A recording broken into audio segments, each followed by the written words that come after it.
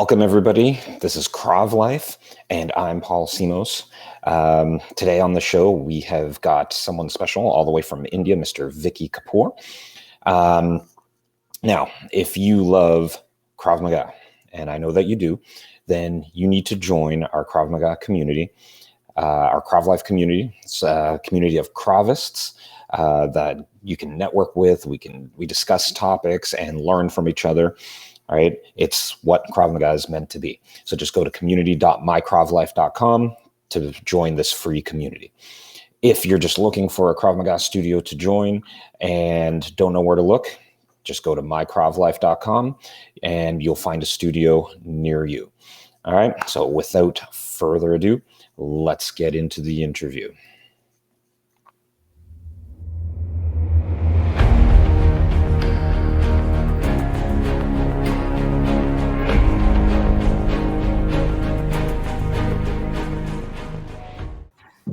So welcome to Krav Life. My name is Paul Simos, and today I've got a special guest with me, Mr. Vicky Kapur, all the way from India. All right, sir? Yeah. How are you doing today? I'm doing good. Thank you for inviting me for this talk, and greetings to everybody. Yeah, from India. I think one of the things that tends to happen is people don't really realize how widespread Krav Maga has become. How is what part of India are you in right now? I'm in Delhi, which is the national capital of the country. Mm-hmm. And as we all know, it's a 1.4 billion population. And all of them do Krav Maga with you, right? Not all, I wish. So how popular is Krav Maga in India? Krav Maga has become quite popular. We have now branches, people practicing in almost all the provinces. What we call here is states. Mm-hmm. Most of the cities have Krav Maga for the civilian sector, and where the government sector is concerned, from top elite units to special forces to all the paramilitary, state police, everybody is doing last 20 years. It has done wonders in India. Okay, and tell us a little bit about yourself. Like, was Krav Maga your first art, or did you start with something else? No, I started. Krav Maga was not my first system to practice. It was my karate. Okay. Before karate, I can say for a year I did a judo, which was more reachable in my city, popular, and there were coaches. I belong to further northern part of India. So those days it was not easy. There was no internet, as we all know. Hardly TVs were black and white. There was no videos, YouTubes. Books were not available. So it was hard, but because of the judo and there was a tournament in the town where I was living, and we participated in that, and I came across a team from the forces, which is a government forces army team, and there I came to know about karate, and they introduced me that you go down Bombay, which is another very cosmopolitan city in India and commercial capital we call, and then you meet the father of karate in India and learn karate. Karate is more, they showed me tricks and all that, and it fascinated me in those days. Mm-hmm. Right, and then the journey started with karate, and it took 30 years of my life. So that's how the karate, and then it shifted to Krav Maga. So how did you come in contact with Krav Maga? Like, how did that happen? Krav Maga, because I always felt I've been to Okinawa, Japan many times to train. I trained with a lot of international trainers, coaches, experienced a lot of kumite, like fighting in the tournaments. But there was always like in the back of the mind, rules, restriction. Mm-hmm. Right. And always my mind was thinking, if there is a fight on the street, and if I am pre-programmed to control, and I am not able to defend myself, then what happens? If my family is with me and somebody attacks them, how I am going to defend? If there is Hmm. a firearm, we are never trained in those how to deal with a firearm threat, handguns or assault rifles. If there is a different types of attack with the knives, different blades, how we are going to do? So that curiosity, that search took me to Krav Maga. And frankly, I was sitting in my friend's, you can say, office, and I was going through a directory which was Israeli companies and all. And I saw a ad called Israeli martial art, Hmm. Israeli self-defense. So I took the website, I did the search, and then I wrote to them, and in the beginning, nobody responded to me for a year. I was writing 3, 4 emails. Nobody Wow. responded. Then my friend, who was doing already a business with a lot of Israeli companies, I spoke to him. He said, "No worries. My partner is coming from Israel. You speak to him if you're really keen to learn." I said, "Yeah, because it's they say it's developing the army, Israeli army, and all that, and it looks serious. So let me see, try it, and if they take me in." I spoke to Hmm. that friend of his, and they said, "Oh," he said, "Oh, India is a yoga country. Why you want to learn Krav Maga?" I said, "No, just want to experience it." So he said, "Okay, don't worry. Give me the details. Once I'm back in Israel, I'll contact them and put you across." I said, "Okay." In few days, I get a call from Israel, and that friend introduced to Eyal Yanilov. We spoke on the phone. He said, "Oh, he denied. Oh, no email from you." Basically, they wanted a reference, Mm. whom they are going to contact, what is my background, and all that. So that's how the journey started. He said, "Oh, in 2 months we have a course in Israel, and if you want to participate, I can send you details." This is how it started in 2001. So it's a good 20 years now. Well, 2001. That's a long time in Krav Maga. Yeah. As that's in for North America, that's right around the time where Krav Maga was getting really expanding and Right. growing here as well. Yeah. So you went to the course. Can you tell us like a Yeah. little bit about your experience at the course? It blew my mind Hmm. uh, because karate was totally different, and this was totally different, and we were used to certain rituals. As you are also your background is okay, Goju karate, so it's total little. It's same but different Yeah. mindset, and they were taking throughout the day. First day was very hard because too much information, too many techniques, hard for the brain. Hmm. Body, yes, it was. That's same in karate also. But mind, it was too much information. And he all told me in the beginning, okay, keep writing notes, make notes when you get time, write notes because it will be a lot of information. So the first course was like they had 7 days, and then Eyal has already told me you stay back for another uh, total of 21 days and do your instructor's course. So I had planned accordingly. That course was finished, and everybody went back. Two of us stayed back. One of my friend from who became friend from Sweden, and he and me stayed back. We stayed for 21 days. It was more one-to-one training with the owl, and there are another senior guy, Gabi. A good experience and bit challenging first few days. Hmm. Okay. And then how did your training progress after that? After that, I came to India, and then I was confused between because it was mixing between the karate and this because too much, as I said, too much information in those days. But then we started doing promotions. We started doing as a demonstration seminars to educate people and making few errors. And then Hmm. we had the first course in India, uh, instructor course within maybe 8 months.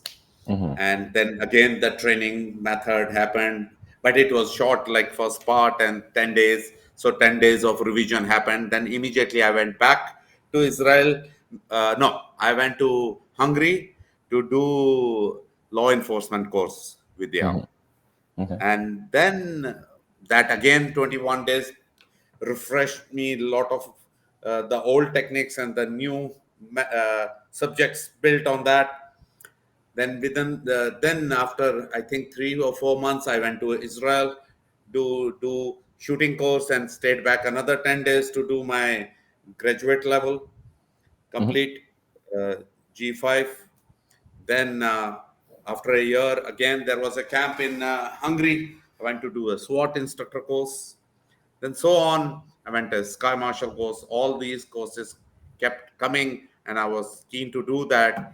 Same time, we were start building the business aspect in India, and we had first client in 2006 was the Prime Minister of India's security, which Okay. was a huge project, Yep. and that's how it started going forward.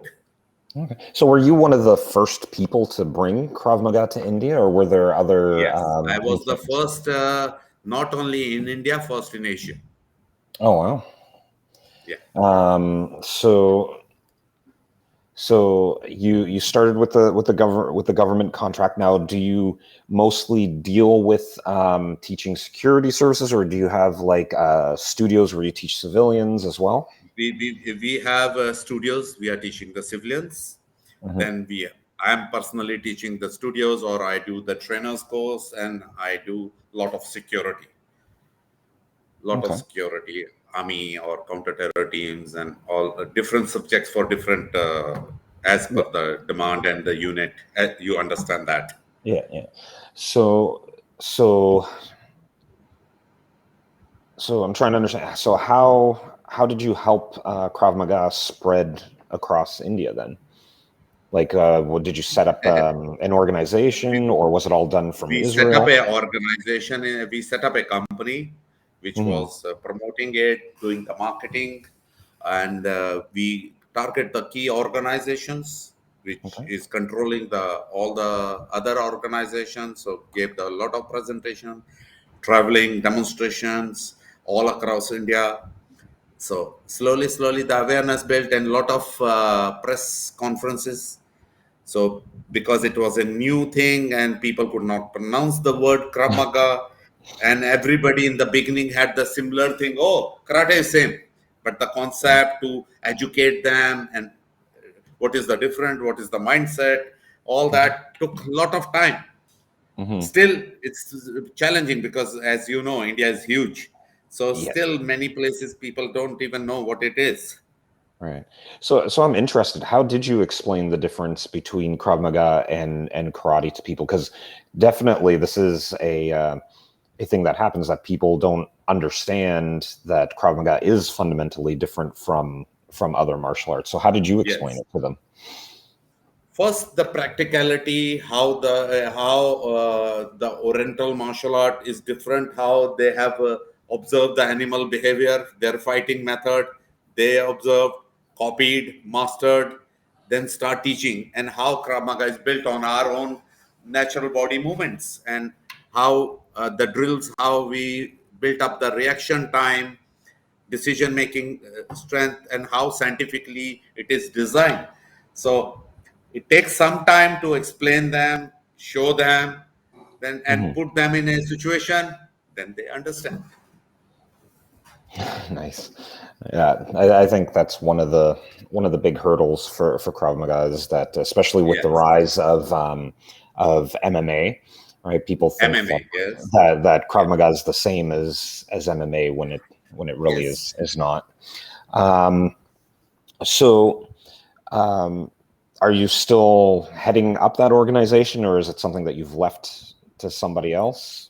No, I have built my own organization now, which is IUKMF, International Ultimate Krav Maga Federation, based in India. Mhm. We have now 14 countries under our banner Okay. in Asia, spread to even US Mhm. as well as England. and we are continuously working and developing the how Krav Maga is built and how it's evolving all the time, and the threats, and doing a lot of research with the government agencies, with the security agencies, with the bouncers, with the Mhm. civilian problems. And as you must have seen and experienced, the Indian women dress code is entirely different than the Western world. Yes. So the saris, the how they wear the uh, shirt and their scarf around the neck, and it is a threat. It's a problematic. It's a risky. Somebody can come and grab the choke. If somebody attacks in the sari, it's very complicated. They cannot lift the leg. So we have developed a lot of solutions and the mindset to prepare them in those solutions.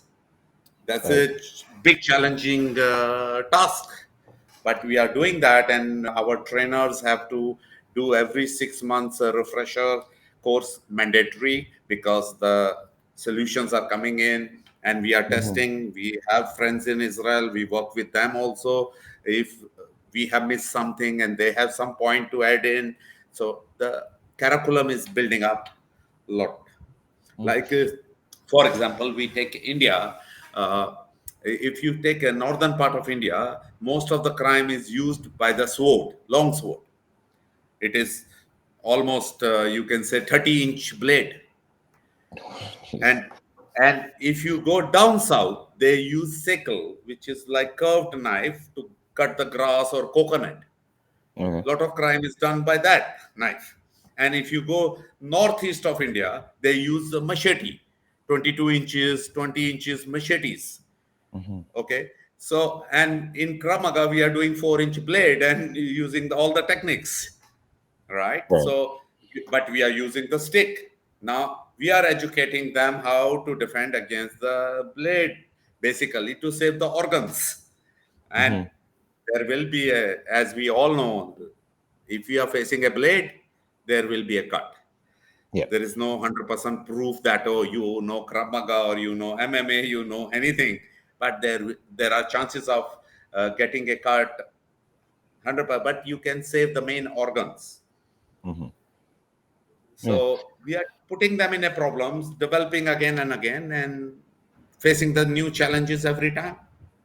Yeah, so that's very interesting because it's one of the things that I love about Krav Maga, and I've talked to many people about it. Is that different areas of the world that Yeah. have to approach Krav Maga differently, and that's a perfect example how the women wear the saris. They Right. can't perform the techniques the same way, and I've always loved how Krav Maga adapts to you. You don't have to adapt to Krav Maga.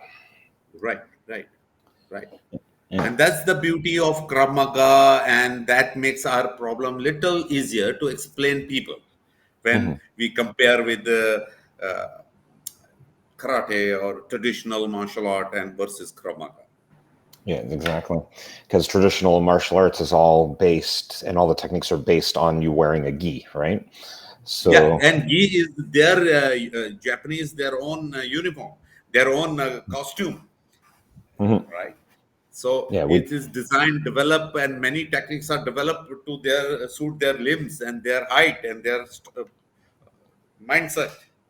So yeah, which has changed, but again, as you said, the world has different crimes, different situations. So Krav Maga adapts to the situation. yes, and I love that. That's a good explanation. Never Yeah. never really thought about just the difference in cultural clothing, Yes. making a difference in how you would approach self defense. Um, Yes. so, what do you see as like the future of your organization? Like, where do you want to um, take this? Obviously, you're continuing to develop Krav Maga, but um, how do you want? What's your vision, I guess, for your organization? See, first is the task to educate each and every youth.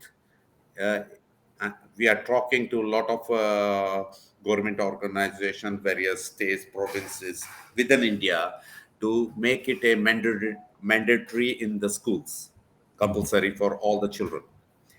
So the idea is if they are learning things from the childhood, they are making it as a lifestyle. You don't need to push them. They don't need to adapt as a hobby, Right. right? Then it's their practice for life.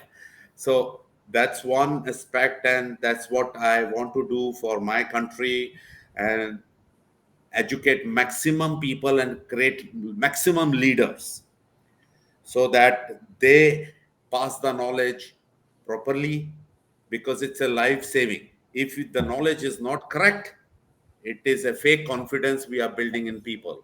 And Right. when the situation arises, they will lose the life. And we cannot if we can't save people, we can't take their lives by wrong education. So it's a big responsibility on us as an organization, as a head of the organization, and the entire team. That's why the 6 months refresher online now. Last 2 years we are always online with the trainers, discussing various problems, educating, making videos, giving the situational solutions to them. So that is continued process going on, and there is a lot of work to develop, because the challenge is every day new. If you see the situation and the news, the terrorism is on the rise in India, on the various places. Because of the COVID-19, a lot of population has lost jobs. The crime is on the rise. So all these situations makes us more alert to develop and more responsible to give them a correct solution to suit all kind of all kind of age groups. It is Right. not only particular a young who is strong, who can run, who can fight, push, can, but we have to. Our solution has to suit all. So the variations where we are working, different body types, different mindset, different age groups, different genders, of course. And so you just, and hopefully you can do it and you can get it into the school systems. Do you have, are you adapting Krav Maga to the different age groups of children? Because obviously, someone that's 5 or 6 years old cannot do what a teenager can do and what an adult can do. So what sort of modifications would you make in the Krav For Maga? example, we were doing a module in the schools, and we were teaching them certain kind of techniques what we were teaching the adults. It's a few years back, and we faced the problem because kids were bullying each other. So the principal called us and said, "Oh, you're teaching them and they're fighting among themselves." So we had to adapt the few more situation, like a kind of a storyline, kind of a game line, to develop them rather than only fighting. Okay, because as such, there is no fight in India. But if you have to prepare them, you have to put them in a problem. So we worked a lot of solution to develop more like different age group, to so that the knowledge should help them to develop the limbs in their growth, in their mindset, get them more disciplined and focused, build a coordinations, how to push, judge what is good touch, bad touch, and then we taught a lot of the knowledge from the soft skills, kind of how they can identify a good uncle or bad uncle, Okay. kind of a situation. So if somebody offers them a sweets, they cannot trust and take the sweets from unknown person. So Right. bad uncle. So this kind of a drills we started making, and things started moving better. As they grow up, they are more responsible, 10 or 12.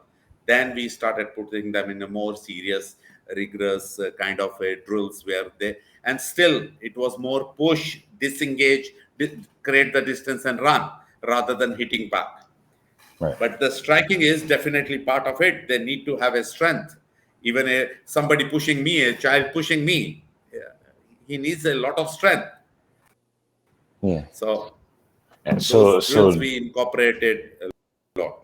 yeah, so it focuses more on being safe against adults rather than against other children. Sorry.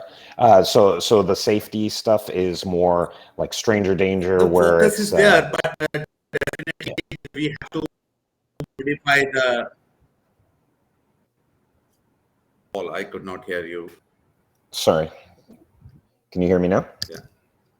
Yeah. Okay. Yeah. Yeah. No. So the focus is more the child defending themselves against dangers from adults rather than dangers from other children.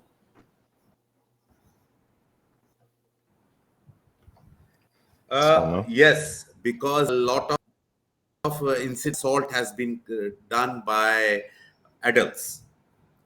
There are few cases in few schools, so definitely we are picking up the incidents to do the solution and put them in curriculum to teach the students,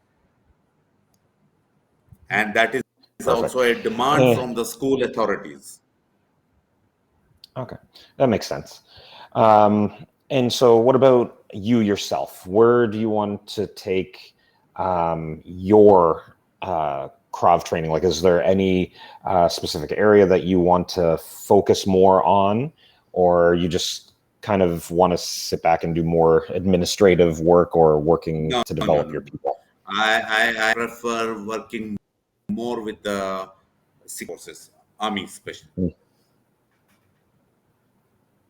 Yeah. because that is And my interest. yeah, is there more interest from the government in having you be more involved in their training, Yes, it especially is now great. with with China, especially with China. Now the demand has increased.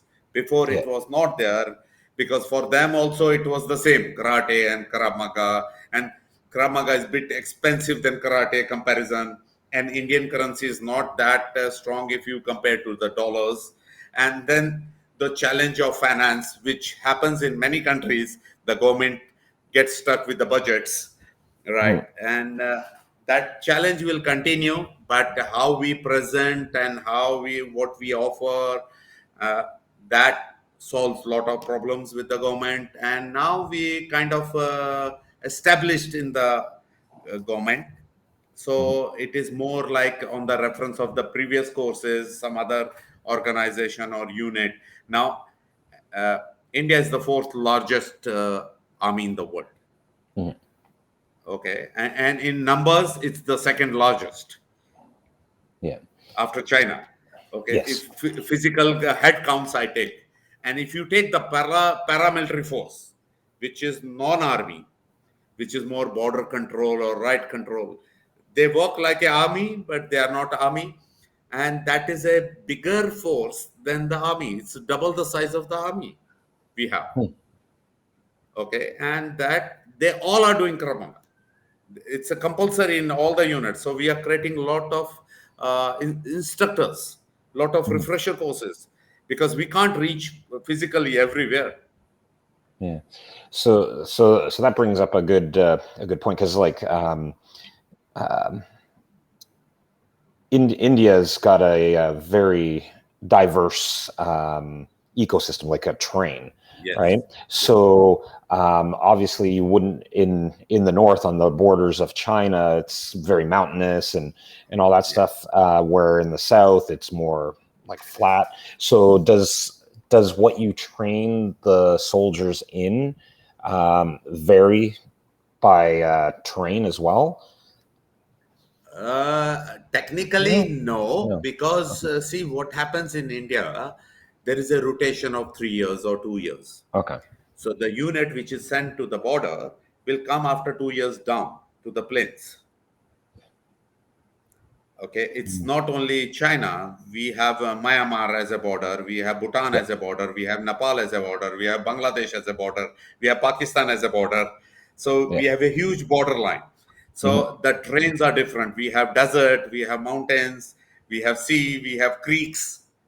So the units keep circulating. So the unit training centers are mostly in the plain area. So they train, and then when they go for high altitude heights, say 16,000 feet above the sea level, they acclimatize and they started training themselves. Okay. And Yeah. sometimes they call us over there, and it takes us to acclimatize a day or two in that altitude, and then we also start teaching. Yeah, so it's gotten to a point where they essentially are adapting it themselves. Yes, yes, and that is more important. That's the Mhm. vision, to empower the people, create the leaders, create more because with such population, which is like a continent in itself, you cannot be everywhere and leave the legacy, give to others. Why hold yourself? It's very interesting. Well, sir, this has been a really fascinating conversation. Like I Thank you said at so the much. beginning, it's nice to see and understand how widespread Krav Maga is around the world and how it's gaining even more traction and becoming influential in different sectors, whether it's civilian, law enforcement, or military. And I want to thank you for doing your part in helping spread Krav Maga. My pleasure. My pleasure. All right. So thank you for being on the show. And anytime you want to come back on, I'm sure our people Yes. would love to hear from you. Thank you so much. It was pleasure, Mhm. Paul. All the best to all your future interviews. Thank you so much for inviting me. Thank you. Not a problem. So if someone wanted to reach out to your organization, what's the best way to get a hold of you? They can visit our website, or they can, and we are on the social handling everywhere, Mhm. or they can email me.